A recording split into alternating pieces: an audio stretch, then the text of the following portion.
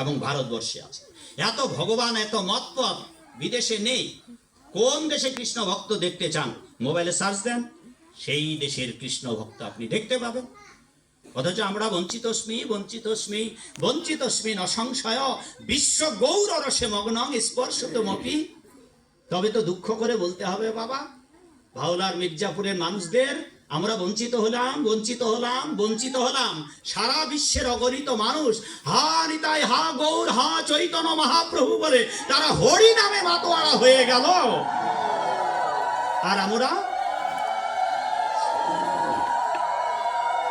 এই হচ্ছে।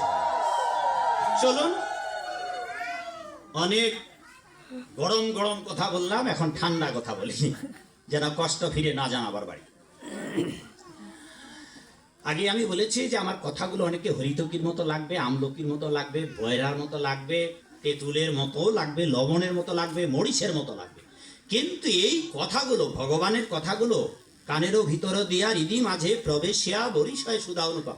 যদি ভালো নাও লাগে, ভালো লাগুক আর না লাগুক, খান তিতা, বুঝুন আর না বুঝুন পড়ুন ভগবত ভাগবত গীতা। আমার কথাগুলো আপনাদের বেসুরা লাগবে মা বাবা, এই জন্যই বেসুরা লাগবে, কারণ এতদিন যে আপনারা সুর শুনে এসেছেন, আজ অন্য সুর শুনতে হবে আপনাদের যতক্ষণ আমি কথা বলবো। তো কাজে হঠাৎ করে সুরটা যদি পাল্টিয়ে যায়, হ্যাঁ আচ্ছা, হরিবাসরে কীর্তনে যদি আধুনিক গান লাগায় দেয়, ও প্রিয়া ও প্রিয়া তুমি কোথায়, তোমায় দেখিলে মনে হয় 1000 বছর তোমার সাথে ছিল পরিচয়, তা বেসুরা শোনাবে না মা? এতদিন আপনারা ভাবেই ছিলেন, আর ভাবে ভাগবত পাঠ মানেই কান্নাকাটি করো, ভাগবত পাঠ মানেই গোড়াগড়ি করো, ভাগবত পাঠ মানেই হ্যাঁ ভগবানের লীলা কথা বলো। আরে বাবা, ভাগবত পাঠ যে ওটা নয়, কে আপনাদের বোঝাবে?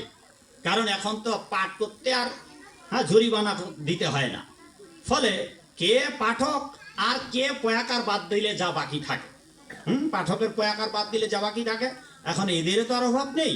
তা চলুন আমরা ওইটার সমাধান দিই খুব সংক্ষেপে। প্রথমবার কৃষ্ণ নামে সৎ পাপ যাবে, দ্বিতীয়বার কৃষ্ণ নামে হৃদয়ে ভক্তি জাগবে, আর তৃতীয়বার কৃষ্ণ নামে বৈকুণ্ঠেতে যাবে। মাত্র 3 বার। তাহলে এটাই কেন হচ্ছে না, কেন আপনাদের পাপ যাচ্ছে না বাবা? কারণটা হচ্ছে, আয় পিচি মা গো, কথা বলো না মা, কেন পাপ যাচ্ছে না বাবা? জগাই মাদাই এতগুলা পাপ গেল কেন?